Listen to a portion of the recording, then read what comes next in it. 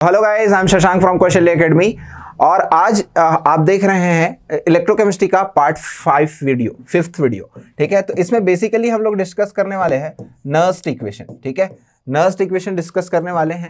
Nernst equation बहुत ज़्यादा important topic में से एक है ना, बहुत इंपॉर्टेंट टॉपिक में से एक है आपके इलेक्ट्रोकेमिस्ट्री का।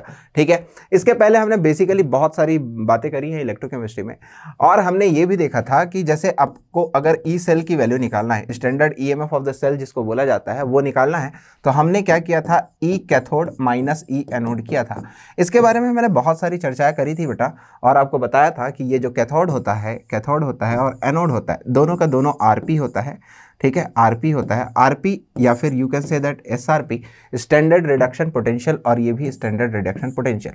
हम लोग ऑक्सीडेशन पोटेंशियल क्यों नहीं लेते हैं, इसका भी रीज़न मैंने बताया था आपको कि आईयूपीएसी कन्वेंशन के हिसाब से हम लोग क्या लेते हैं, स्टैंडर्ड रिडक्शन पोटेंशियल ही लेते हैं, स्टैंडर्ड ऑक्सीडेशन पोटेंशियल नहीं लेते हैं। ठीक है, उसके बाद ये जो था, इसमें हमने 2 इलेक्ट्रोड हमको दिया हुआ था, इलेक्ट्रोकेमिकल सीरीज़ था। इलेक्ट्रोकेमिकल सीरीज़ को भी हमने बहुत अच्छे से बारीकी से देखा था, और वहाँ से हमने आपका कौन सा ज़्यादा रिड्यूसिंग होता है, कौन सा ज़्यादा ऑक्सीडाइजिंग होता है, ऐसे करके सीरीज़ निकाले थे।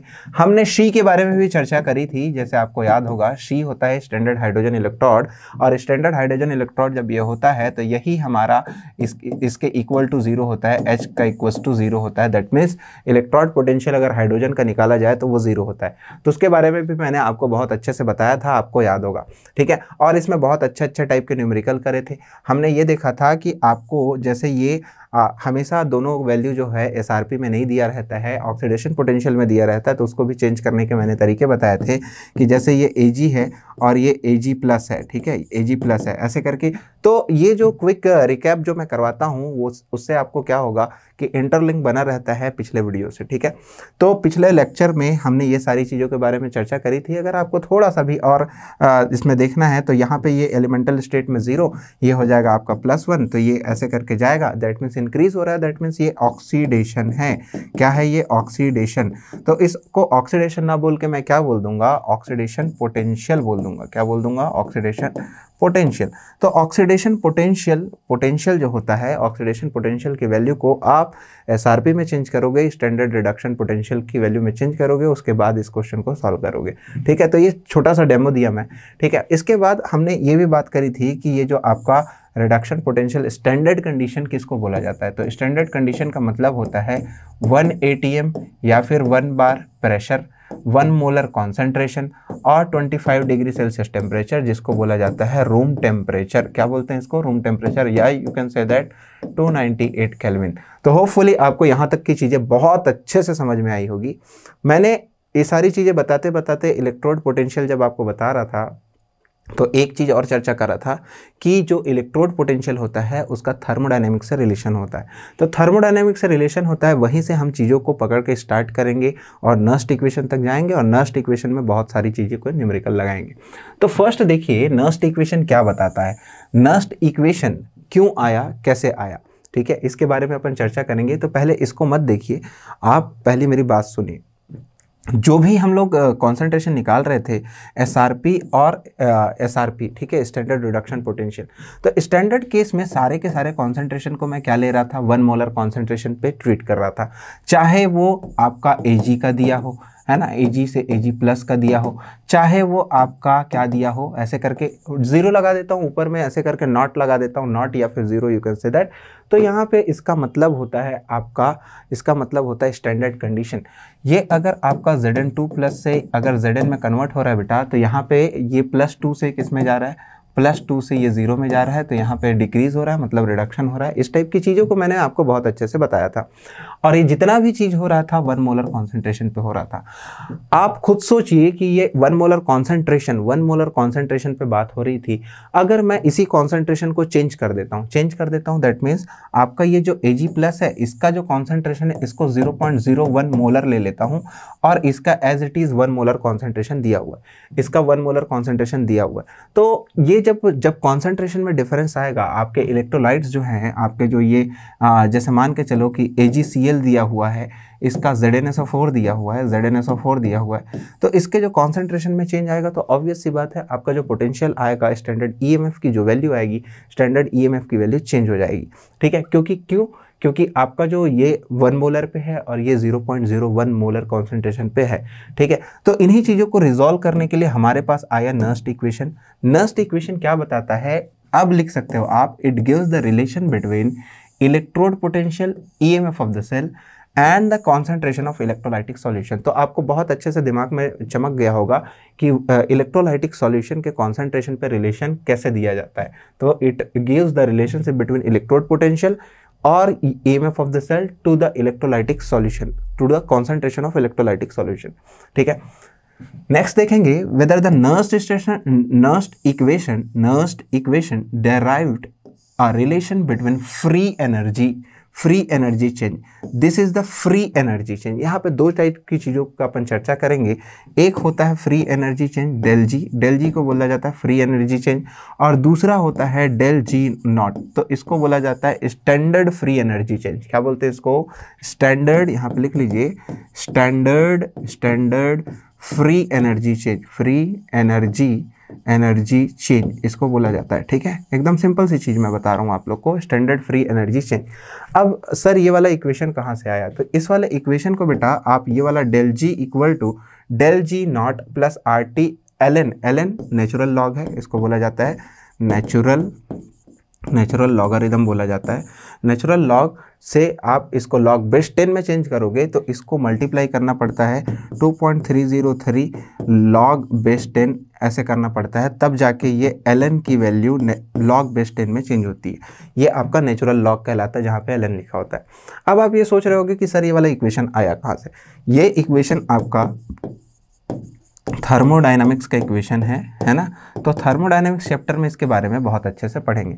दूसरी बात, जब कॉन्सेंट्रेशन चेंज हो रहा है, टेम्परेचर चेंज हो रहा है, प्रेशर चेंज हो रहा है, ठीक है, तो इन सारी चीज़ों में इन कंडीशंस पे क्योंकि टेम्परेचर जो मैं यहाँ पे लेने वाला हूँ, बेसिकली मैं बात करूँगा रूम टेम्परेचर पे। किस पे बात करूँगा मैं? रूम टेम्परेचर पे बात करूँगा। रूम टेम्परेचर आपको पता ही है 25 डिग्री सेल्सियस होता है, या फिर आप बोल सकते हो 298 केल्विन होता है, ठीक है, ऐसे करके आप बोल सकते हो। ये जो वैल्यू आता है, ये जो R T del N G ऐसे करके वैल्यू आता है, R T del N G के फॉर्म में वैल्यू आता है, जो कि आपको यहाँ पे अगर डिराइव करूँगा तो आधा अधूरा लगेगा। तो आप इसको याद बस कर लीजिए, यहाँ पे आप इसको याद कर लीजिए। बेसिकली इसमें न्यूमेरिकल भी बनाएंगे, डोंट वरी अबाउट इट, ठीक है। तो इसको याद बस कर लीजिए। इसको थर्मोडायनामिक्स वाले जो चैप्टर होंगे उस चैप्टर में मैं बहुत अच्छे से डिस्कस करूँगा और आपको बताऊँगा कि जो थर्मोडायनामिक्स होता है, इक्वेशन का जो थर्मोडायनामिक्स होता है, वो कितना ज़रूरी है हमारे रिएक्शन को होने के लिए, ठीक है। तो फिर देखते हैं कि where del G and del G naught are the free energy change and standard free energy change, जैसा कि मैंने आपको बताया, ठीक है। अगर आप रिपीटर हो तो आपको समझ में आ जाएगा कि Q is the reaction quotient. Reaction quotient इसको हम लोग आगे चल के या फिर इक्विलिब्रियम में इस रिएक्शन कोशेंट को इक्विलिब्रियम के टर्म में लिया जाता है। That means product upon reactant की वैल्यू है ये जो कोशेंट है, प्रोडक्ट अपॉन रिएक्टेंट की वैल्यू है। दैट मीन्स इक्विलिब्रियम कैसे स्टेब्लिश होगा, प्रोडक्ट की वैल्यू क्या होनी चाहिए, रिएक्टेंट की वैल्यू क्या होनी चाहिए, उसके बारे में चर्चा करता है। तो मैं आपको सिर्फ इतना बताना चाहूँगा कि आप यहाँ पे इस इक्वेशन बस को याद रखिए, है ना, थोड़ा सा इस इक्वेशन को याद रखिए, क्योंकि इस इक्वेशन के बारे में पूरी चर्चा करेंगे तो यहाँ पे थर्मोडायनेमिक्स का लेक्चर चालू हो जाएगा। तो मैं ये चाह रहा हूँ कि आप सिर्फ याद रखिए, फिर थर्मोडायनेमिक्स में मैं बताऊँगा। फिर देखिए कि हमारे पास जो रिलेशन होता है, डेल जी जो होता है, डेल जी की वैल्यू लेस देन जीरो जब कंसिडर किया जाता है, तो क्यों sir less than zero consider कर रहे हो आप डेल जी की वैल्यू?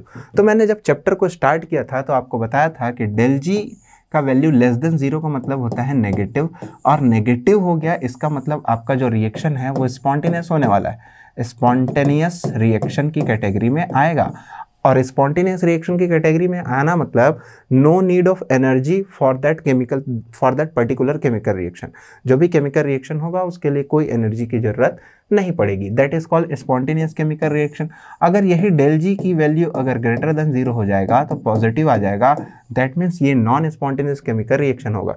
मतलब बेसिकली मैं बात करने वाला हूँ नर्स्ट इक्वेशन में डेल जी को अगर लेस देन जीरो ले रहा हूँ तो मैं किसके बारे में बात कर रहा हूँ? इलेक्ट्रोकेमिकल सेल के बारे में बात कर रहा हूँ, इलेक्ट्रोकेमिकल सेल के बारे में बात कर रहा हूँ। पहले बहुत आसान था ईएमएफ निकालना इलेक्ट्रोकेमिकल सेल का, क्योंकि सारे स्टैंडर्ड कंडीशन में 1 मोलर कॉन्सेंट्रेशन था, 1 एटीएम प्रेशर था, 298 केल्विन टेम्परेचर था। तो इस कंडीशन पे ईएमएफ निकालना, किसी दो इलेक्ट्रोड के बीच का जो ईएमएफ है उसको निकालने बहुत आसान हो जाता था, जिसमें E cell equal to E naught cell cathode minus E naught cell anode ऐसे करके अपन ले लेते थे, तो स्टैंडर्ड आपको ईएमएफ मिल जाता था। लेकिन वही चीज़ अगर मैं कॉन्सेंट्रेशन को चेंज कर रहा हूँ तो थोड़ा दिक्कत आएगा। तो ये चीज़ तो आपको समझ में आ गया होगा कि डेल जी की वैल्यू अगर मैं नेगेटिव लूँगा तो मैं स्पॉन्टेनियस केमिकल रिएक्शन के बारे में बात करूँगा। दूसरी चीज़ यहाँ पे आपको ध्यान देने वाली बात यह है कि यहाँ पे मैं डेल जी ग्रेटर देन नहीं लूँगा, ठीक है, ग्रेटर देन नहीं लूँगा। तो ग्रेटर देन लेने का मतलब होता है कि इलेक्ट्रोलाइटिक सेल, दैट मीन्स क्या हो जाएगा वो इलेक्ट्रोलाइटिक सेल।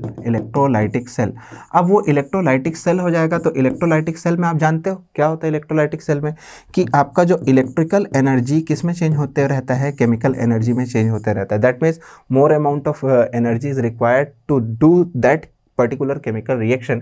उस केमिकल रिएक्शन को परफॉर्म करने के लिए हमको एक्सटर्नल एनर्जी की ज़रूरत पड़ती है। जैसा कि मैंने कल आपको कंपेयर करके बताया था कि ई एक्सटर्नल की वैल्यू अगर ग्रेटर देन 1.1 वोल्ट हो जाएगा तो वो जो आपका जो शेल है, दैट मीन्स जो आपका गैल्वेनिक सेल है वो, या फिर डेनियल सेल बोल सकते हो या फिर इलेक्ट्रोकेमिकल सेल बोल सकते हो, वो आपका किसके जैसे बिहेव करेगा, इलेक्ट्रोलाइटिक सेल के जैसा बिहेव करेगा, नॉट इलेक्ट्रोकेमिकल सेल। तो ये बेसिक सा जो आपके दिमाग में सारी चीज़ें आ गया है, रफ डायग्राम आ गया है, उसके बाद इस चैप्टर को अपन लिंक करके देखते हैं, ठीक है। तो इसको मैं रफ कर दे रहा हूँ, अगर आपको नोट करना है तो आप वैसे नोट करने की ज़रूरत नहीं पड़ेगी क्योंकि सारी चीज़ें को मैं बता चुका हूँ आप लोग को। तो फिर क्या हुआ, डेल जी इक्वल टू मैं लूँगा minus del G equal to N F E, ठीक है। इसको थोड़ा सा मॉडिफाइड फॉर्म में लिखूंगा बेटा, तो ऐसे लिख सकता हूं del G equal to minus N F E. Sir तो यहाँ पे एन एफ ई क्या है, जब मैं एन एफ ई लिखता हूं डेल जी इक्वल टू, तो डेल जी पहले फ्री एनर्जी के टर्म पे लिखता हूं, फ्री एनर्जी चेंज। डेल का मतलब होता है, जब भी ऐसे डेल लिखते हैं तो डेल का मतलब होता है चेंज, डेल का मतलब होता है चेंज, इसको डेल बोला जाता है, ठीक है। इसका मतलब होता है चेंज, मतलब दो गिब्स के बीच में चेंज जो हुआ है उसके बारे में बता रहा है, ठीक है। ये है आपका ईएमएफ। ईएमएफ जो है यहाँ पे स्टैंडर्ड ईएमएफ नहीं है क्योंकि हमने फ्री एनर्जी चेंज के बारे में बात करा है। अगर मैं स्टैंडर्ड फ्री एनर्जी के बारे में बात करूंगा, स्टैंडर्ड फ्री एनर्जी चेंज के बारे में बात करूंगा, तो यहाँ पे ई नॉट लग जाएगा। ई नॉट मतलब standard EMF of that particular cell जिसके बारे में आप चर्चा कर रहे हो, ठीक है। दस फ्रॉम द इक्वेशन 1, जो इक्वेशन 1 यहाँ पे था, ये वाला इक्वेशन, इस इक्वेशन को उठाइए और यहाँ पे रखिए, तो आपको क्या मिलेगा, आपको पता है कि डेल जी इक्वल टू क्या होता है, ये वाली वैल्यू होती है डेल जी इक्वल टू, और आपका रिलेशन क्या दिया हुआ था बेटा, del G equal to del G naught plus R T L N Q दिया हुआ था, ऐसे करके आपका रिलेशन दिया हुआ था। तो यहाँ पे कुछ नहीं किया हुआ है, एन एफ ई नॉट और एन एफ ई का वैल्यू यहाँ पे पुट कर दिया, ये देखिए यहाँ पे पुट कर दिया। तो अगर आप ध्यान से देख रहे होगे तो माइनस से माइनस साइन कट जाएगा, फैराडे से फैराडे कट जाएगा, एन से एन कट जाएगा, तो आपके पास बचेगा क्या, E equal to E naught minus 2.303 R T upon N F. Sir ये आर टी तो ठीक है, सर ये एन एफ भी तो ठीक है, ये एन एफ भी ठीक है, ठीक है, आर टी एन एफ भी तो ठीक है। लेकिन देखो कई बच्चे क्या करते हैं, इसको दोनों को काट देते हैं। आपको इसको ना काट के आप एक काम और कर सकते हो कि आप इसको डिवाइड कर सकते हो। होल इक्वेशन को इससे डिवाइड करोगे, तो यहाँ पे एन एफ आ जाएगा, यहाँ पे सिंपल सी बात है, एन एफ आ जाएगा। मैंने आपको बताया था कि एल एन की वैल्यू को जब लॉग बेस 10 में चेंज करोगे तो क्या लिखना पड़ेगा, 2.303 लॉग बेस 10 लिखना पड़ेगा। वही चीज़ तो यहाँ पे हुआ है, यहाँ पे लिख दिया। तो आपके पास एक फॉर्मूला आया, E equal to E naught minus 2.303 R T upon N F और लॉग क्यू, वेर एफ जो होता है वो फैराडे होता है। क्या होता है, फैराडे। इसको तो अभी आगे के लेक्चर में बताऊंगा कि फैराडे क्या होता है, तो आपके दिमाग में चमकेगा। फैराडे की वैल्यू 1F की वैल्यू आप लेके चलोगे 96,500, क्या लेके चलोगे 96,500। एक्चुअल में ये होता है 96,448, कभी कभी 98 ले लेते हैं, कभी कभी 96 ले लेते हैं, लेकिन ये वाला वैल्यू नहीं लोगे। एक्यूरेट वैल्यू नहीं लोगे क्योंकि कैलकुलेशन में बड़ा दिक्कत होता है। तो मैं बोल रहा हूँ कि आपको 96,500 वैल्यू लेनी है, ठीक है। अब इसका आगे देखते हैं, ये वाला फॉर्मूला मिल गया। तो सर मेरे को अभी तक तो नस्ट इक्वेशन नहीं मिला है, तो आगे मिल जाएगा बेटा, डोंट वरी अबाउट इट। आगे देखिए, वेयर ई नॉट यहाँ पे लिखा हुआ है, ये आपके लिखने के लिए है, नोट्स बनाने के लिए। स्टैंडर्ड इलेक्ट्रोड पोटेंशियल, आर होता है gas constant. Sir gas constant की वैल्यू क्या लूंगा, चूंकि हम लोग जो डिस्कस कर रहे हैं वो एनर्जी का टर्म डिस्कस कर रहे हैं, तो आप लोग 8.314 लोगे। अगर मैं एटीएम में लेता, एटीएम पर लीटर में लेता, तो 0.821 एटीएम पर लीटर पर मोल ऐसे करके इसका यूनिट आता है। तो इस वाले को नहीं लोगे क्योंकि ये गैस के बारे में, ठीक है। आर गैस कांस्टेंट जो होता है उसका 2 यूनिट होता है, गैस के लिए ये वाला होता है और एनर्जी वाले टर्म के लिए ये वाला होता है, किलोजूल पर मोल है। ये क्या है, किलोजूल पर मोल, इस टाइप का है, 8.314 किलोजूल पर मोल, ठीक है। टेम्परेचर एज यूजुअल जो है room temperature, that means 298 kelvin, ये है आपका रूम टेम्परेचर की वैल्यू। एफ होता है फैराडे, जिसको मैंने आपको बताया 96,500 कूलम पर मोल इसकी वैल्यू होती है, ठीक है। एन होता है नंबर ऑफ इलेक्ट्रॉन, ये सबसे ज़्यादा आपको ज़रूरत पड़ेगा जब आप इक्वेशन बनाते हो। वैसे आपके लिए कोई रॉकेट साइंस नहीं है क्योंकि आपने रेडॉक्स भी पढ़ चुका है, आप इलेक्ट्रोकेमिस्ट्री में बहुत सारे न्यूमेरिकल लगा चुके हो। तो इलेक्ट्रॉन गेन और lost in balance chemical equation जो होता है आपको एन की वैल्यू दे जाएगा, ठीक है। फिर देखिए, at 25 degree Celsius above equation में बी रिटन एज लाइक, कैसा रिटर्न करेंगे इसको, आपका E equal to E naught minus 0.59 upon N log Q, ऐसे करके। सर आप यहाँ पे F को क्या कर लिए, F को मैं स्टैंडर्ड ले लिया, F की वैल्यू 1 ले लिया, स्टैंडर्ड ले लिया 1 ले लिया F की वैल्यू, ठीक है। अब उसी F की वैल्यू देखो, एक्चुअल में F की वैल्यू को 1 आप 1 कूलम लो इक्वल टू 96,500 में बोला, ठीक है। तो पहला जो आपका इक्वेशन था, पीछे वाला जो इक्वेशन था, अगर आप देख रहे होगे ध्यान से तो आपको पता चलेगा कि E equal to E naught minus of 2.303 RT upon NF log Q, ऐसा है, RT upon NF log Q। अब यहाँ पे एक चीज़ मैं जनरल चीज़ आपको बताना चाहूँगा, उसके बाद आगे बढ़ेंगे, कि जब आप स्टैंडर्ड निकाल रहे थे, स्टैंडर्ड इलेक्ट्रोड पोटेंशियल निकाल रहे थे, EMF ऑफ द सेल निकाल रहे थे, तो आप क्या कर रहे थे, E naught cell equal to E cathode minus E anode कर रहे थे। अब क्या हो गया, स्टैंडर्ड वैल्यू तो ठीक है, समझ में आ जाएगा 1 मोलर कॉन्सेंट्रेशन पे। अब जो वैल्यू निकालने वाले हैं हम लोग, EMF जो निकालने वाले हैं, वो क्या होगा कि आपका जो कॉन्सेंट्रेशन है बेटा, कॉन्सेंट्रेशन चेंज हो रहा है। मैंने पहले बताया आपको कि अगर एक का मतलब रिडक्शन जिसमें हो रहा है या फिर ऑक्सीडेशन जिसमें हो रहा है, वो अब 1 मोलर कॉन्सेंट्रेशन में ना होके एक 0.1 मोलर में है, एक 0.01 में और एक 0.1 में है। तो ऑब्वियस सी बात है, जब कॉन्सेंट्रेशन में डिफरेंस आएगा तो ये सारी चीज़ें चेंज हो जाएगी। तो जो आपका स्टैंडर्ड वैल्यू आ रहा था, EMF की जो स्टैंडर्ड वैल्यू आ रही थी, उससे ऑब्वियस सी बात है नीचे वैल्यू आएगी, उससे कम ही वैल्यू आएगी हमेशा, ठीक है। आप स्टैंडर्ड कंडीशन पे वैल्यू ये निकाल रहे थे, ठीक है, 1 मोलर कॉन्सेंट्रेशन पे ये निकाल रहे थे। अब आप जब कॉन्सेंट्रेशन को चेंज कर रहे हो, तो कॉन्सेंट्रेशन को चेंज करोगे तो ऑब्वियस सी बात है स्टैंडर्ड से उसकी वैल्यू कम आती है, इसीलिए इतने सारे टर्म को इससे अपने को माइनस करना पड़ता है। तो हमको जो desired EMF of the cell है, उस कॉन्सेंट्रेशन को चेंज करने के बाद वो हमको प्राप्त होता है, ठीक है। तो आप इसको समझिए, अच्छे से लिखिए। अगर आपको नोट करना है तो आप अपने शब्दों में इसको नोट कर सकते हैं कि क्यों ऐसा किए अपन, है ना, ठीक है। दूसरी बात, ज़्यादा कन्फ्यूजन यहाँ पे होता है, तो इस चीज़ को याद रखिए। अब इन सारी वैल्यू को अगर अपन पुट करते हैं तो हमारे पास एक सिंप्लीफाइड इक्वेशन मिलता है। This is our simplified equation. 96,500 की वैल्यू पुट करके डिवाइड करके हमारे पास ये वैल्यू आया, E equal to E naught cell minus of 0.0591 upon N log Q। कभी कभी क्या होता है, मैं अधिकतर रिकमेंड करता हूँ कि आपका E जो होता है, E equal to E naught cell minus 0.059 है ना, तो इसको 0.06 अपॉन N log Q लिख लो, है ना, क्योंकि आप जब इसमें कैलकुलेशन करते हो तो आपको टाइम लग जाता है। और नीट का हमारा एग्जाम ऐसा है, हमारे एक क्वेश्चन के लिए सिर्फ 1 मिनट का समय रहता है, या फिर you can say that 1 minute से भी कम समय रहता है, ठीक है। तो आप इसको लेके कैलकुलेट करोगे। जितना भी मैं कैलकुलेशन बताऊंगा, मैं तो स्टैंडर्ड वे में कैलकुलेशन बताऊंगा, don't worry about it. But जब आप खुद क्वेश्चन सॉल्व करोगे और कैलकुलेट करोगे तो 0.06 अपॉन N लोगे। और N तो जानते ही हो, N क्या होता है, नंबर ऑफ इलेक्ट्रॉन लॉस्ट या फिर number of electron gain in that particular chemical reaction और दैट रेडॉक्स रिएक्शन। उसके बाद जब मैं क्यू की बात करता हूँ तो क्यू मैंने बोला था कि ये इक्विलिब्रियम कांस्टेंट वाली चीज़ें हो जाती है, ठीक है। इक्विलिब्रियम बताऊंगा तो इसको इससे रिलेट करके ही बताऊंगा आपको, डोंट वरी अबाउट इट। तो ये आपका इक्विलिब्रियम कांस्टेंट में प्रोडक्ट अपॉन रिएक्टेंट हो जाता है। किसी भी रिएक्शन के लिए देखा जाए तो प्रोडक्ट अपॉन रिएक्टेंट की वैल्यू होता है, जिसको इस इक्वेशन को जब आप मॉडिफाई करोगे तो E equal to E naught cell 0.059 upon N log P upon R लिखोगे, ठीक है। इसी के बारे में थोड़ा सा चर्चा करते हैं कि ये प्रोडक्ट अपॉन रिएक्टेंट कैसे हुआ, ठीक है। ये सर हमको तो ये समझ में नहीं आया, तो थोड़ा सा आपको दिखा देता हूँ कि in general for the redox cell reaction involving the transfer of N electron किसी रेडॉक्स रिएक्शन में होगा तो एक सिंपल सा रिएक्शन के जरिए देखो कि आपका ये A, B और ये CD है, ठीक है। अगर मैं इक्विलिब्रियम की बात करूं बेटा, इक्विलिब्रियम कांस्टेंट की बात करूं, K की बात करूं, है ना, तो इक्विलिब्रियम में क्या होता है, आपका प्रोडक्ट अपॉन रिएक्टेंट की वैल्यू लिखते हैं। That means product upon reactant is what, concentration की वैल्यू लिखते हैं। तो कॉन्सेंट्रेशन ऑफ प्रोडक्ट, ठीक है, अपॉन कॉन्सेंट्रेशन ऑफ रिएक्टेंट।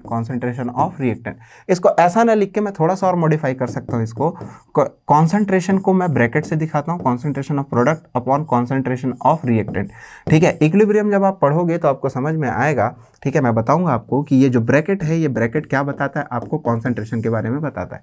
जब भी मैं कॉन्सेंट्रेशन की बात करता हूँ, आपके दिमाग में एक चीज़ आना चाहिए कि concentration number of moles per unit volume होता है, और कॉन्सेंट्रेशन के डिफरेंट टर्मिनोलॉजीज को हमने डिस्कस किया और उस पर बेस्ड हमने क्वेश्चन भी लगाए हैं, आपको याद होगा, ठीक है। तो फिर हमने क्या किया, ये जो प्रोडक्ट अपॉन रिएक्टेंट की जो वैल्यू थी, तो प्रोडक्ट तो यहाँ पे 2 ठोक है, ये वाला जो प्रोडक्ट है, रिएक्टेंट भी हमारा 2 ठोक है, तो यहाँ पे हमने 2 ठोक प्रोडक्ट लिख दिया और अपॉन 2 ठोक रिएक्टेंट लिख दिया। अब इस इक्वेशन को और थोड़ा मॉडिफाई करूंगा तो इस फॉर्म में लिख सकता हूँ, ठीक है। तो ये एकदम सिंपल सा फॉर्म है जो आपको आना चाहिए, ठीक है, जिसको आपको नर्स्ट इक्वेशन ही जिसको नर्स्ट इक्वेशन बोला जाता है जब आप ईएमएफ कैलकुलेट करते हो। ईएमएफ कब कैलकुलेट करते हो, व्हेन कॉन्सेंट्रेशन ऑफ रिएक्टेंट और प्रोडक्ट इज चेंज, ठीक है। दोनों का कॉन्सेंट्रेशन अगर सेम रह जाएगा तो आपको जाहिर सी बात है E cell equal to E naught cell, ठीक है, E naught cell equal to E cathode minus E anode वाला कंसेप्ट लगाना पड़ेगा।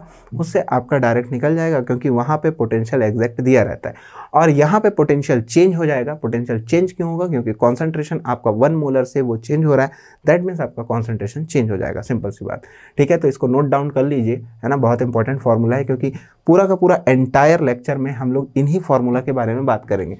अगर यहाँ साइड इस साइड से भी आपको लिखना है तो आप लिख के देख सकते हो कि आपके लिए बहुत आसानी होगी, कोई बड़ा चीज़ नहीं है, ठीक है। नेक्स्ट देखते हैं कि application of the Nernst equation.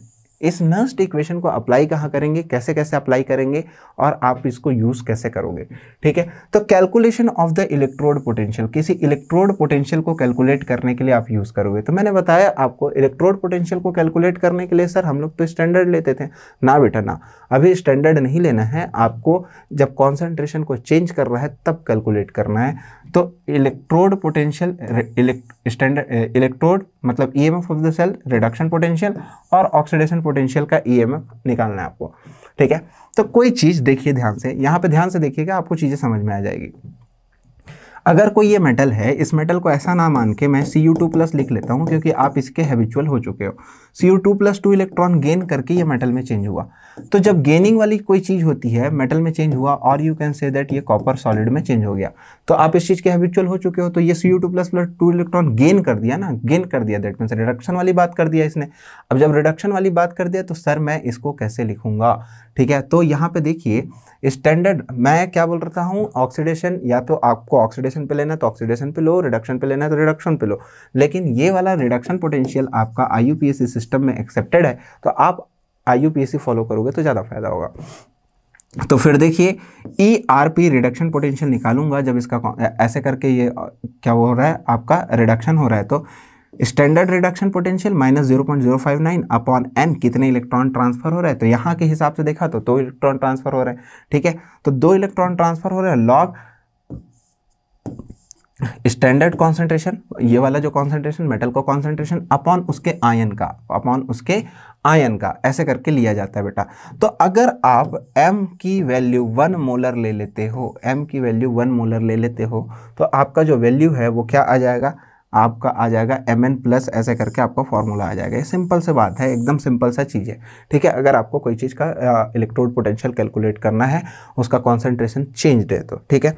तो अगर आप इसकी वैल्यू को इंक्रीज करते हो, इसकी वैल्यू को इंक्रीज करोगे, सिंपल सी बात है, तो क्या हो जाएगा, जब ये वैल्यू इंक्रीज हो रहा है, देन ERP ऑल्सो इंक्रीजेस, ठीक है। सर ये कैसे, जब ये इंक्रीज होगा तो ये वाला जो वैल्यू है इधर साइड का वैल्यू क्या हो जाएगा, इधर साइड का वैल्यू छोटा हो जाएगा, क्योंकि इससे आप डिवाइड करोगे तो छोटा हो जाएगा, तो इसमें स्टैंडर्ड रिडक्शन पोटेंशियल में छोटा वैल्यू को माइनस करोगे। अब जब छोटा वैल्यू को माइनस करोगे बेटा, तो सिंपल सी बात आपके पास क्या आएगी, इसकी वैल्यू बड़ी आएगी। तो बहुत ज़्यादा इंपॉर्टेंट चीज़ है ये नीट के पॉइंट ऑफ व्यू से, क्योंकि कभी कभी थ्योरेटिकल चीज़ों में ऐसा पूछ दिया जाता है, इक्वेशन को दे देंगे और आपको पूछ देंगे, एकदम बेसिक सा लॉजिक है, ये लॉजिक आप लगाओगे तो आपको चीज़ें समझ में आ जाएगी, ठीक है। क्योंकि इसमें कोई रॉकेट साइंस नहीं है, आप इसको नोट डाउन करके रख लीजिए, ठीक है। उसके बाद इसके आगे देखते हैं। तो होपफुली बेटा आप इसको नोट कर लिए होंगे, ठीक है।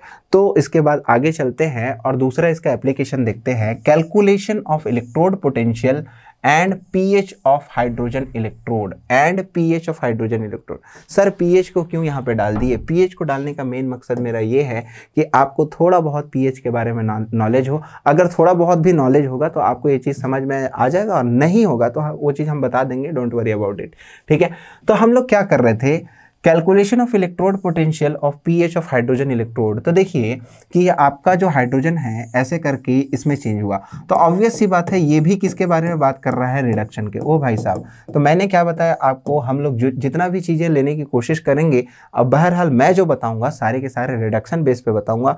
आप ऑक्सीडेशन बेस पे दिमाग लगा के अपना टाइम वेस्ट करने की कोशिश मत करिएगा, ठीक है। क्योंकि जो बताया जा रहा है दैट इज़ अ फैक्ट, ठीक है। तो उस फैक्ट को अप्लाई कीजिए और क्वेश्चन बनाइए और खुश रहिए बेटा, ठीक है। तो देखिए यहाँ पे ये है आपका reduction potential, standard reduction potential hydrogen की बात करूँगा तो यहाँ पे P प्रेशर ऑफ हाइड्रोजन जब भी हम कैलकुलेट किए थे, दैट मीन्स स्टैंडर्ड हाइड्रोजन जब कैलकुलेट किए थे, तो आपको याद होगा कि मैं हाइड्रोजन गैस को, H2 गैस को 1 atm प्रेशर पे क्या बोलते हैं, आपका जो ट्यूब था उस ट्यूब के अंदर डाला था। उस ट्यूब के अंदर प्लेटिनम इलेक्ट्रोड था जो कि इनर्ट था, ठीक है। मतलब मैं बात कर रहा हूँ यहाँ पे शी की बात कर रहा हूँ, है ना। सारा चीज़ मैं इंटरलिंक करवा दे रहा हूँ ताकि आपको पूरा चैप्टर एकदम थरोली याद हो जाए, ठीक है। तो इसमें 1 atm अगर मैंने लिया, PH2 का जो प्रेशर है उसको 1 atm लिया, तो मेरा जो वैल्यू है वो ऐसा हो जाएगा, सिंपल सी बात है। अगर वाली बात भी नहीं है, सिंपल सी चीज़ बता रहा हूँ। शी में जब मैंने हाइड्रोजन लिया था तो हाइड्रोजन का स्टैंडर्ड जो H2 अगर निकालूं तो वो ज़ीरो होता है, स्टैंडर्ड इलेक्ट्रोड पोटेंशियल तो ज़ीरो होता है। तो स्टैंडर्ड इलेक्ट्रोड पोटेंशियल की वैल्यू अगर यहाँ पे आप ज़ीरो कर देते हो, यहाँ पे स्टैंडर्ड इलेक्ट्रोड पोटेंशियल की वैल्यू ज़ीरो कर देते हो, तो ये जो नेगेटिव साइन है, इस नेगेटिव साइन में देखो P जब ये ऊपर चल देगा ना बेटा, ये इसकी वैल्यू जब ऊपर चली जाएगी तो negative sign is converted into the positive sign. Simple सी बात है, लॉग में ऐसा होता है, ठीक है। लॉग के बारे में भी चर्चा करेंगे, और ज़्यादा चर्चा लॉग के बारे में हम लोग आपके केमिकल काइनेटिक इक्विलिब्रियम वाले चैप्टर में करेंगे, क्योंकि वहाँ पे बहुत ज़रूरत पड़ता है, ठीक है। तो क्या होगा, बेसिकली ये जो इक्वेशन है ये चेंज हो जाएगा, चेंज होके ये इक्वेशन ऐसा हो जाएगा, ऊपर जाने के बाद प्लस में चेंज हो जाता है, तो यहाँ का माइनस साइन हटेगा, माइनस साइन हटने के बाद ये log H प्लस में कन्वर्ट हो जाएगा, ठीक है। अगर log H प्लस की वैल्यू देखा जाए, log H प्लस का कॉन्सेंट्रेशन अगर देखा जाए, तो H प्लस का कॉन्सेंट्रेशन 1 अगर लेके चलते हो तो ये ERP नेगेटिव में आपका pH देके जाता है, ये छोटा सा रिलेशन है pH के बारे में, किसका, रिडक्शन का, जो कि आपका AFMC नाम का एग्जाम होता था उसमें पूछा गया था, ठीक है। तो ये वैल्यू आप याद रखे रहिएगा, क्योंकि ये दोनों चीज़ को एक साथ मिला के दिया था तो बच्चे कंफ्यूज हो गए थे, क्योंकि उनको इनके बीच का रिलेशन नहीं आता था, इसलिए वो कंफ्यूज हो गए थे। दोनों चीज़ को मिला के देने का मतलब है ऑक्सीडेशन पोटेंशियल को भी प्लस प्लस करके ये दोनों वैल्यू को दे रखा था, ठीक है। और एक ऑप्शन में प्लस माइनस करके दोनों वैल्यू को दे रखा था, एक ऑप्शन में आपका माइनस माइनस करके दोनों वैल्यू को दे रखा था। तो मैंने आपको बताया था, अगर आप लोग को याद होगा तो, SOP equal to minus of SRP होता है, ठीक है, एकदम सिंपल सी बात है ना, कोई बड़ा रॉकेट साइंस नहीं है। SOP equal to minus of SRP होता है, तो standard oxidation potential minus of standard reduction potential, वही चीज़ तो मैं यहाँ पे बोल रहा हूँ, है ना, तो कोई बड़ा चीज़ नहीं है। तो आपने दो एप्लीकेशन देखा, फर्स्ट एप्लीकेशन में आप कैलकुलेशन ऑफ इलेक्ट्रोड पोटेंशियल देखे, सिंपल इलेक्ट्रोड अगर आपको दिया हुआ है तब आप कैसे कैलकुलेट करोगे, और सेकंड कंडीशन में अगर आपको हाइड्रोजन इलेक्ट्रोड दिया हुआ है तब आप इलेक्ट्रोड पोटेंशियल कैसे कैलकुलेट करोगे, उसके बारे में ये जानकारी दिया हुआ है। थर्ड इसके एप्लीकेशन, इसको थोड़ा सा समझेंगे, एग्जांपल के जरिए समझेंगे, उसके बाद इसके थर्ड एप्लीकेशन में जाएंगे। Calculation of EMF of the cell, E cell को अपन कैलकुलेट करेंगे। ये वाला जो इक्वेशन है ये तो बहुत ज़्यादा वाला इक्वेशन है सर, इसको तो बहुत किए हैं तो हमको तो आता है, ठीक है, मैं भी एग्री करता हूँ भैया, आप लोग को आता है, ठीक है, क्योंकि मैं ही पढ़ाया हूं तो आप लोग को आएगा ही। Zn से Cu2+, ठीक है, और यहाँ पे ये Zn2+ और ये Cu में कन्वर्ट हो गया। तो यहाँ पे होपफुली मेरे को किसमें ऑक्सीडेशन हो रहा है किसमें रिडक्शन हो रहा है ये बताने की जरूरत नहीं है, ठीक है। तो फिर भी बता ही देता हूँ, Zn से जब Zn में गया और यहाँ से जब यहाँ पे गया तो इसमें ऑक्सीडेशन होगा, इसमें आपका रिडक्शन होगा। तो ओवरऑल जो नंबर ऑफ इलेक्ट्रॉन ट्रांसफर यहाँ पे दिखाई दे रहा है वो मेरे को n की वैल्यू 2 दिखाई दे रहा है, ठीक है। इसी आधार पे मैं फॉर्मूला को कभी कभी चेंज भी कर देता हूं। कैसे चेंज करता हूं, इस फॉर्मूला को ये कैसा लिखा है, E cell equal to E naught cell 0.059/2। 2 क्यों, क्योंकि यहाँ पे n की नंबर ऑफ इलेक्ट्रॉन ट्रांसफर की वैल्यू जो है वो 2 है। और इस फॉर्मूला को अगर मैं चेंज करके लिखूं आपके सामने तो इसको मैं ऐसे भी लिख सकता हूं, E cell equal to E naught, sorry नीचे कभी मत लगाना बेटा, है ना, बाय मिस्टेक लग गया मेरे से।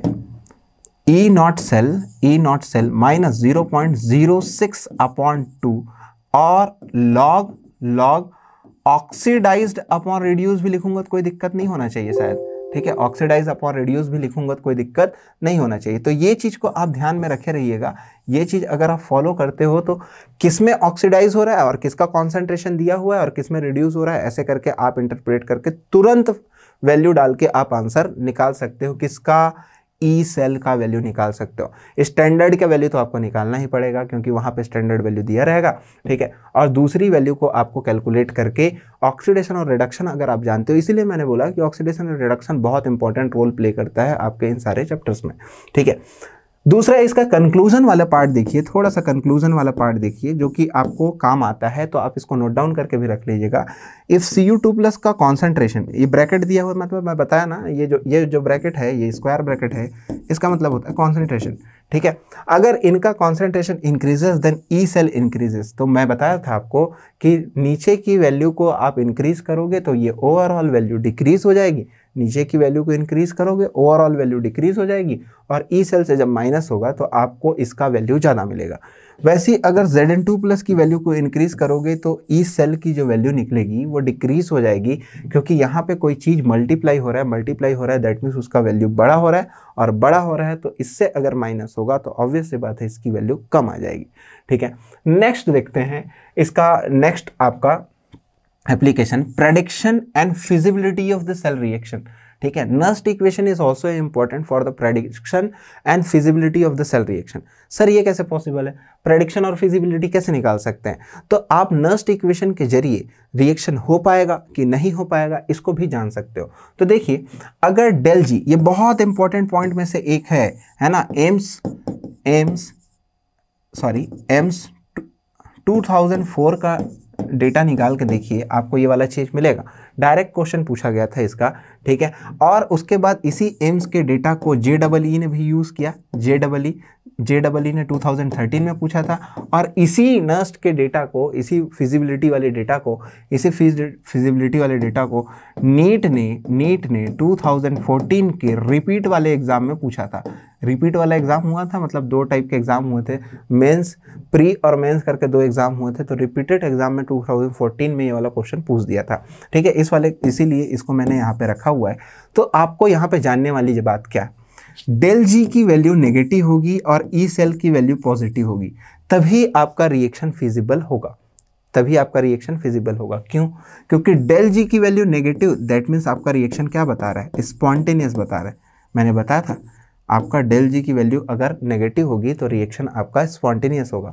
वही ई सेल की वैल्यू अगर पॉजिटिव है तभी ये नेगेटिव हो पाएगा। मान के चलिए ई सेल की वैल्यू यहाँ पे आप पॉजिटिव नेगेटिव ले लेते हो, तो नेगेटिव ले लोगे तो डेल जी की वैल्यू आ जाएगी बेटा पॉजिटिव, और डेल जी की वैल्यू अगर पॉजिटिव आ जाएगी तो रिएक्शन नॉन फिजिबल रिएक्शन हो जाएगा। दैट मीन्स ही जो रिएक्शन है नॉन स्पॉन्टेनियस रिएक्शन की कैटेगरी में आ जाएगा, नॉन स्पॉन्टेनियस की कैटेगरी में आ जाएगा।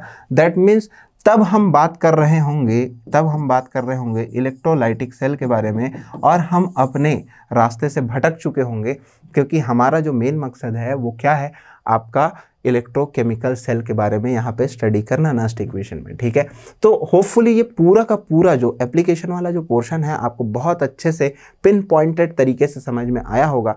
इसके एक एक पॉइंट आप नोट डाउन कीजिए, आपके लिए बहुत ज़्यादा इंपॉर्टेंट है। नेक्स्ट देखिए, calculation of equilibrium constant. Last में हमारे पास एक चीज बच जाता है इक्विलिब्रियम कांस्टेंट, उसको भी अपन कैलकुलेट करके निकालेंगे कि कैसे होता है। ठीक है, मैंने बोला था लेट से हमने एक इक्वेशन देखा था कि ये ए है, ये बी है, और ये आपका सी प्लस डी बनाया, सिंपल सी बात है ना, सी प्लस डी बनाया। तो क्या हुआ कि सर यहाँ पे अगर मैं इसका इक्विलिब्रियम कांस्टेंट लिखूं तो मैं क्या लिखता हूँ, मैं क्या लिखूंगा, कॉन्सेंट्रेशन ऑफ सी। ठीक है, कहाँ से लिख रहा हूँ, ये केमिकल इक्विलिब्रियम वाले पोर्शन से लिख रहा हूँ, केमिकल इक्विलिब्रियम वाले पोर्शन से लिख रहा हूँ। अगर जो जानते हैं उसके लिए अच्छी बात है, नहीं जानते तो हम बता देंगे, डोंट वरी।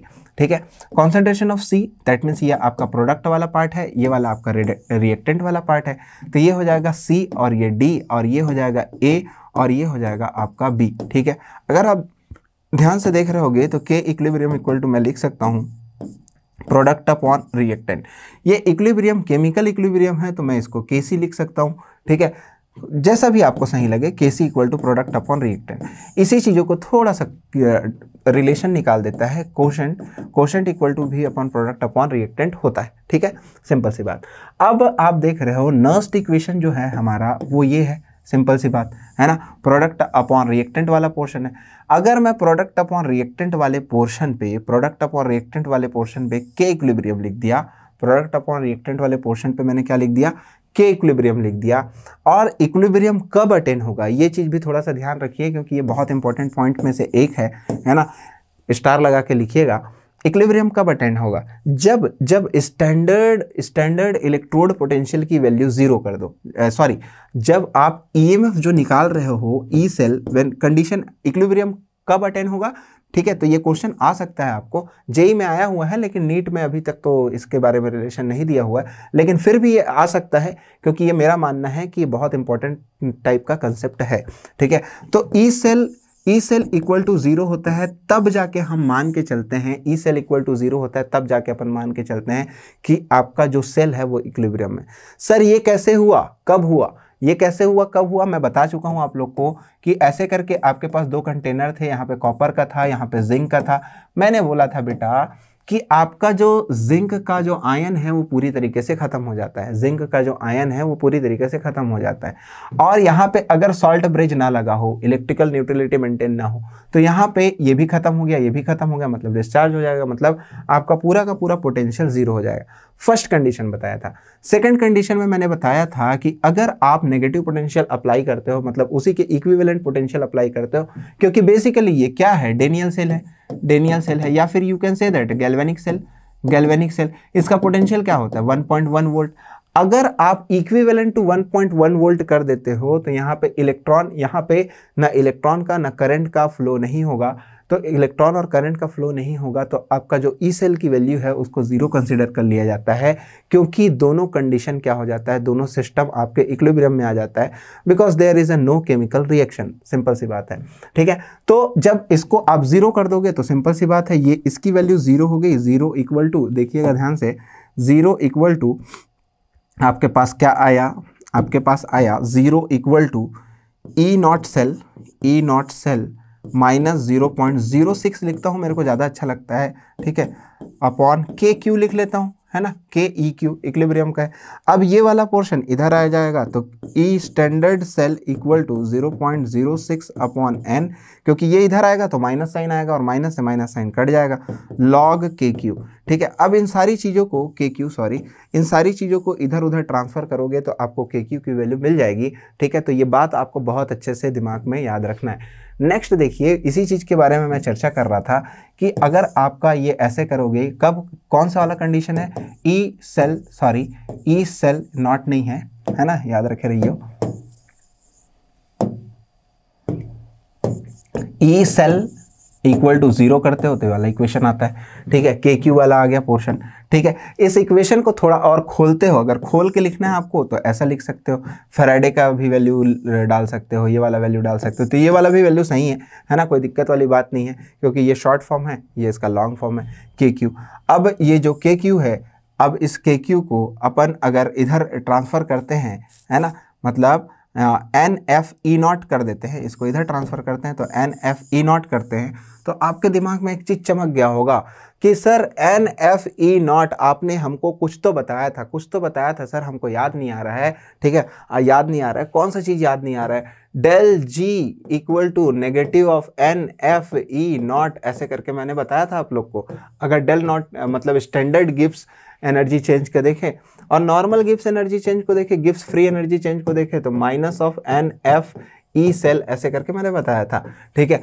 तो बेटा यहाँ पे क्या लिख सकते हो, जो गिब्स फ्री एनर्जी है, गिब्स फ्री एनर्जी के इक्वल हो जाता है, ये स्टैंडर्ड कंडीशन है, तो ये हो जाएगा आपका स्टैंडर्ड गिब्स फ्री एनर्जी के इक्विवेलेंट हो जाएगा, ठीक है। और यहाँ से आप इक्विलिब्रियम कांस्टेंट की भी वैल्यू निकाल सकते हो, आपका जो सेल है उस सेल में इक्विलिब्रियम कांस्टेंट होगा कि नहीं होगा, उसकी वैल्यू आप यहाँ से कैलकुलेट कर सकते हो बहुत आसानी से।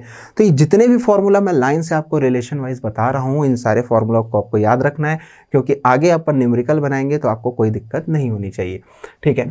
तो एक न्यूमेरिकल है आपके पास, ठीक है, इसको देखिए, ये न्यूमेरिकल बहुत इंपॉर्टेंट न्यूमेरिकल है, AIPMT का न्यूमेरिकल है, AIPMT का न्यूमेरिकल है, दैट मीन्स प्रीवियस ईयर का है, ठीक है। क्या लिखा हुआ है, the electrode potential for Cu2+, देखना ध्यान से, देखिए Cu2+ प्लस इलेक्ट्रॉन करके इसने क्या कर लिया, गेन किया है, पहले केस में भी क्या कर दिया, गेन किया है, गेन करके ये एक ठोक आयन के फॉर्म में चेंज हो गया, दैट आयन फिर से आया और एक सॉलिड के फॉर्म में चेंज हो गया।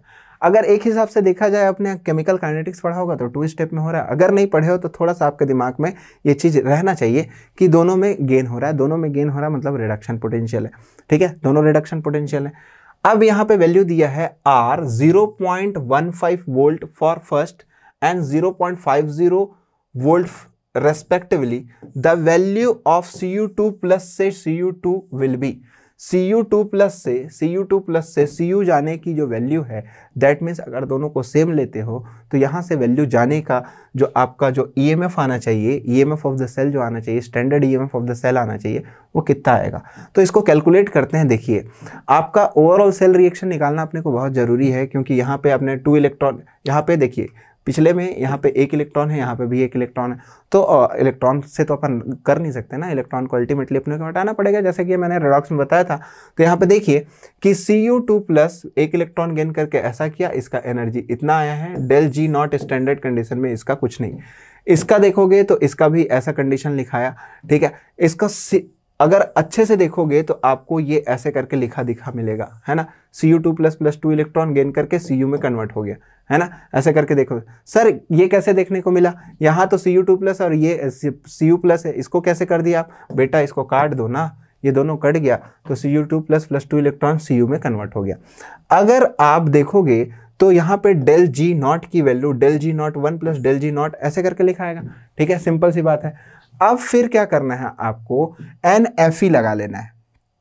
NFe क्यों लगाएंगे सर, हम तो यहाँ पे सिंपल सा ई सेल और ई एनोड और ई कैथोड से कर सकते थे इसको, लेकिन ऐसे क्यों लगाना है, क्यों लगाना है इसकी बात को समझो कि आपको दोनों रिडक्शन पोटेंशियल दिया हुआ है, यहाँ पे कोई चीज़ स्पेसिफाई नहीं हो पा रहा है, तो स्पेसिफाई नहीं हो पा रहा है तो ऑब्वियस सी बात है, एक छोटा सा दिमाग में आना चाहिए कि भाई कहीं कहीं डेल जी या फिर NFe वाला कंसेप्ट तो नहीं है ये, क्योंकि मेरा E cell equal to E cathode minus E anode तो लगना नहीं है यहाँ पे, है ना, लगना नहीं है वो तो, क्योंकि दोनों तो सेम है, तो सेम इलेक्ट्रोड में कैसा डिफरेंस निकालूं मैं।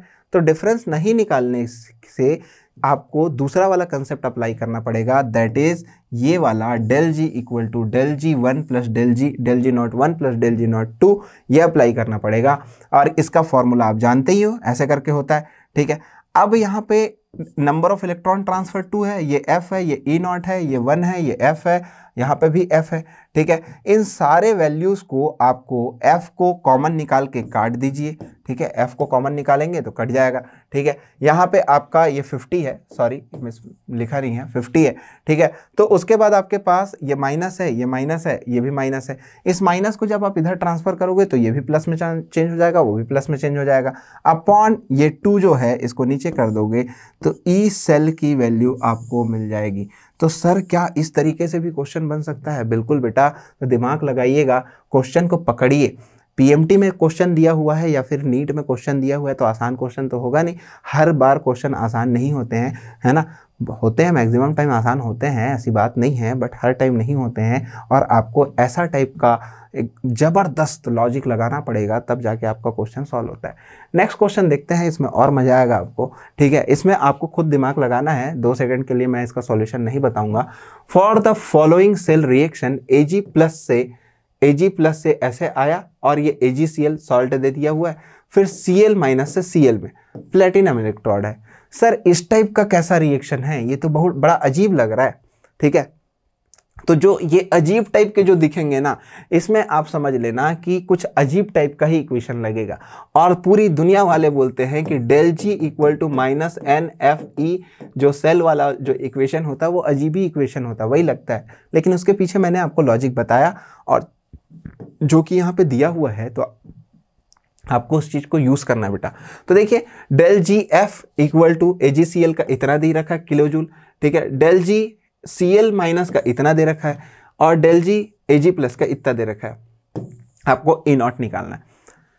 सिंपल सा कैलकुलेशन है, बहुत सिंपल सा कैलकुलेशन है। जब इतना सारा डेल जी दिया है तो आपके दिमाग में एक ही चीज़ आना चाहिए, या तो सारे डेल जी को ऐड कर दूं, या तो इस इक्वेशन को लेके आ जाऊं कि ये इक्वेशन कैसे बना होगा, है ना। ये इक्वेशन को लेके आ जाए, ये यहाँ से यहाँ गया तो क्या किया होगा, ये यहाँ से यहाँ गया तो लूज किया है, ऑक्सीडेशन, मतलब इक्वेशन सही लिखा है कि उधर ऑक्सीडेशन वाला पार्ट है। ये यहाँ से यहाँ गया तो क्या किया होगा, ये यहाँ से यहाँ गया तो माइनस था, Cl में आ गया। अब दिक्कत आ गई कि भाई साहब ये -1 से 0 में गया, दैट मीन्स ये भी तो लॉस कर रहा है, अब कैसे करें। फिर से अगर आपके दिमाग में चमक रहा होगा तो पीछे वाला केस आ गया है कि दोनों में रिडक्शन पोटेंशियल वाला चीज़ दे दिया। हाँ भाई, दोनों में रिडक्शन पोटेंशियल वाला चीज़ दे दिया है।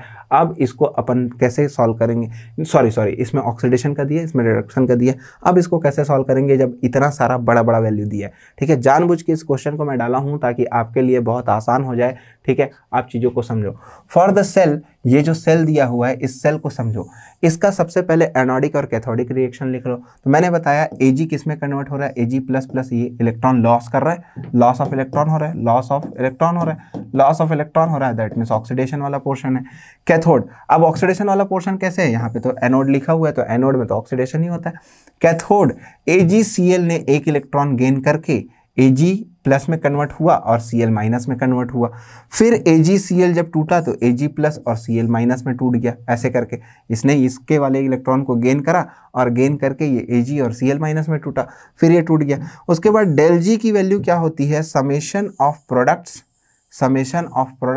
Minus summation of reactant. Sir ये वाला कंसेप्ट तो मैं बताया नहीं। कुछ कंसेप्ट ऐसे होते हैं जिसको हमको क्वेश्चन के जरिए बताना पड़ता है। आपको हर क्वेश्चन को, हर कंसेप्ट को लिखाएंगे तो आपका पूरा का पूरा एंटायर जो नोट्स है वो भर जाएगा कंसेप्ट से। तो क्वेश्चन के जरिए समझोगे तो आपका दिमाग इसमें लगेगा बहुत अच्छी तरीके से। तो summation of del G product minus summation of del G reactant अगर आप निकालते हो तो आपको डेल जी नॉट की वैल्यू मिलती है। कौन सी डेल जी नॉट की वैल्यू मिलती है, ये जो ई सेल जो निकालने वाले हैं। ठीक है, तो डेल जी नॉट की वैल्यू मिल जाएगी तो ऑब्वियस सी बात है, यहाँ से अपन क्या करते हैं, del G naught equal to NF E0 cell कर देंगे। ठीक है, F की वैल्यू पता है, N कितना इलेक्ट्रॉन ट्रांसफर हो रहा है पता है।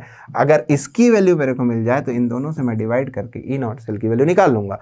ठीक है, तो देखिए यहाँ पे हमने किया, प्रोडक्ट जो दिया हुआ था, प्रोडक्ट 78,129, कौन सा है 78,129, ये है आपका 78 Ag प्लस वाला और 29 Cl माइनस वाला, ये प्रोडक्ट वाले में है ना। तो इसको हमने ऐड कर दिया तो माइनस साइन ध्यान में रखे रहना, 129 माइनस में था और ये 109 आपका AgCl का दिया हुआ। अब इसको किए तो आपको 58 किलो जूल पर मोल निकला, 58 किलो जूल पर मोल आपका डेल जी का वैल्यू निकला। फिर मैंने जो फॉर्मूला बताया है उसी फॉर्मूला को आप अप्लाई करोगे, del G naught equal to minus of NFE और del G naught kilo joule में था, उसको मैंने जूल में चेंज किया, ठीक है, क्योंकि ये 96,500 जो होता है बेटा जूल में होता है, ये है ना, ये जो एनर्जी होता है जूल में होगा, तो इसको हमने इससे डिवाइड कर दिया और यहाँ से ई नॉट सेल की वैल्यू निकाल लिया। तो 58,1000 डिवाइडेड बाई 96,500, दोनों से दोनों कटा और आपके पास बन गया 580/965। तो आपकी वैल्यू जो आई, आपकी वैल्यू ई नॉट सेल की जो वैल्यू आई वो 0-0.6 वोल्ट ऐसे करके वैल्यू आई। तो ऑब्वियस सी बात है, इतना चीज़ तो आपको बहुत अच्छे से समझ में आया होगा। यहाँ पे थोड़ा सा प्रिंटिंग मिस्टेक हो गया है, तो इसको थोड़ा सा आप देखिएगा। 10⁻³ जूल लिखा हुआ है इंटू 58 इंटू 10⁻³ जूल लिखा हुआ है, ये सिंपल सी बात, ठीक है। तो इस तरीके से आपको क्वेश्चन बनना चाहिए और क्वेश्चन आपको आना चाहिए। नेक्स्ट देखते हैं, standard free energies of formation kilo joule at 298 kelvin are इतना इतना इतना H2O, ठीक है। ये वाला क्वेश्चन मैं आपके लिए छोड़ूंगा क्योंकि ये वाला क्वेश्चन भी प्रीवियस क्वेश्चन से रिलेटेड है, तो इस क्वेश्चन को होमवर्क लिख लीजिए आप, ठीक है, और आप खुद बना के कोशिश कीजिए ताकि आपको चीज़ समझ में आएगा। दूसरा, इसका मैं सॉल्यूशन भी यहाँ पे आपको दे देता हूँ, तो सॉल्यूशन का भी आप स्क्रीनशॉट लीजिए और आप जो बनाएंगे उससे इसको मिला के देखिए, ठीक है, आप जो बनाए हैं वो सही है कि नहीं, उसके वेरिफिकेशन के लिए मैं इसको आपको दिया हूँ। तो आप इसको बहुत अच्छे से देखिए बेटा, बहुत इंपॉर्टेंट क्वेश्चनों में से एक है ये। 2008 में पूछ लिया गया था ये वाला क्वेश्चन, है ना, तो ये आपके कॉम्पिटिटिव का ही क्वेश्चन है, कोई बड़ा चीज़ नहीं है। नेक्स्ट चीज़ देखेंगे, आपका ये इक्वेशन दिया है, तो ये इक्वेशन भी होमवर्क है ना, क्योंकि ये इक्वेशन को मैं अभी बताया हूँ। तो electrode potential E for the reaction आपको निकालना है। सेम क्वेश्चन मैंने किया है, तो आपके लिए मैं वैरायटी के क्वेश्चन को होमवर्क में इसलिए देता हूँ क्योंकि सेम टाइप के क्वेश्चन कराए हूँ, तो ये क्वेश्चन आप कर सकते हो, कोई बड़ी बात नहीं है, लेकिन थोड़ा सा क्या होता है, डिफरेंट लॉजिक लगेगा, ठीक है। नेक्स्ट देखते हैं, ठीक है, इसका भी आपको मैं यहाँ पे आंसर दे रखा हूँ। दैट मीन्स आप आंसर को टैली कर सकते हैं, मिला सकते हैं, स्क्रीन को रोक के आप आंसर को टैली करेंगे, ठीक है, कि आप जो कैलकुलेट कर रहे हो वो सही है कि नहीं, ठीक है। तो इसका जो सेकंड पार्ट वाला जो चीज़ है, ये सारा चीज़ मैंने बता दिया है। ई नॉट की वैल्यू इतना होगा, ऐसे करके मैंने आपको अच्छे से बता दिया है, ठीक है।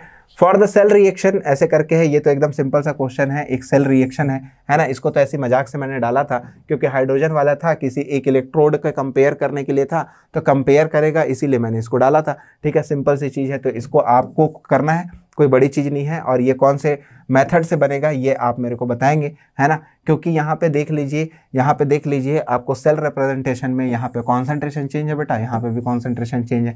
अगर ये 1m होता और ये 1m होता तो हमको सोचने की ज़रूरत बिल्कुल नहीं थी, अगर मेरे को Fe2+ का इलेक्ट्रोड पोटेंशियल पता होता तो, ठीक है। अब यहाँ पे कॉन्सेंट्रेशन को चेंज कर दिया, तो कॉन्सेंट्रेशन को चेंज किया तो ऑब्वियस सी बात है मेरे पास यहाँ पे नर्स्ट इक्वेशन लगेगा, और कैसे लगेगा वो आप डिसाइड करेंगे, ठीक है। इसका भी सॉल्यूशन यहाँ पे दिया हुआ है, ठीक है, दे दिया हूं मैं। आप टैली करेंगे इस चीज को और देखेंगे कि हाँ सही आप बना पा रहे हो कि नहीं।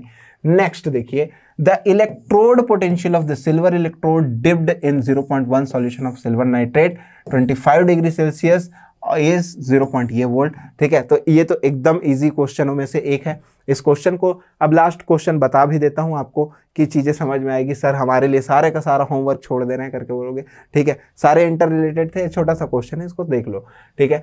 इसमें क्या है, the electrode potential of silver electrode is dipped in 0.1 m solution of silver nitrate में ही डिप्ड कर रहा है at 25 degree Celsius. Standard condition है बेटा, ठीक है। ई नॉट सेल 0.8 वोल्ट ऐसे करके दिया हुआ है, स्टैंडर्ड वैल्यू भी दे रखा है, इसने स्टैंडर्ड वैल्यू दे रखा है। आपको नस्ट इक्वेशन निकालना है, इलेक्ट्रोड पोटेंशियल निकालना है, नॉट स्टैंडर्ड इलेक्ट्रोड पोटेंशियल। आप वर्ड्स में ध्यान देंगे, ये इलेक्ट्रोड पोटेंशियल है, not standard electrode potential. Standard electrode potential of Ag is given, तो आपको लगाना है ई सेल ये लगाना है, ये निकालना है इलेक्ट्रोड पोटेंशियल, ये आपको दिया हुआ है। और आपको कॉन्सेंट्रेशन जो है आपका सिल्वर नाइट्रेट एट इतना silver electrode dipped in 0.1 m solution of silver nitrate. तो सिल्वर नाइट्रेट का कॉन्सेंट्रेशन दिया हुआ है, तो सिल्वर नाइट्रेट का किसी एक इलेक्ट्रोड वाला जो कैलकुलेशन का तरीका था उसको आप पीछे करके देखिए। उसमें मैं बताया था कि यहाँ पे आपका मेटल 2+ का कॉन्सेंट्रेशन यहाँ पे लिखोगे और ये वाला जो होता है ये कांस्टेंट हो जाता है, तो 0.80 और 0.59 ऐसे करके आप कैलकुलेशन करोगे तो 0.4741 वोल्ट आपका ई सेल का वैल्यू आता है।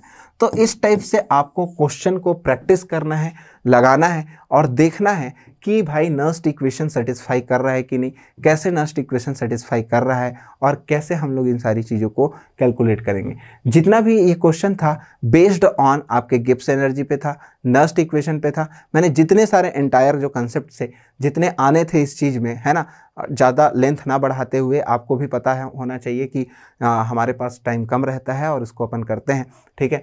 तो जितना हो सके, जितने में आपको समझ में आए और जितना आपके लिए बेनिफिशियल हो, तो मैक्सिमम चीज़ मैंने देने की कोशिश करी है, तो उसको आप देखिए और समझिए। टिल देन मिलते हैं नेक्स्ट वीडियो में। Good bye, thank you.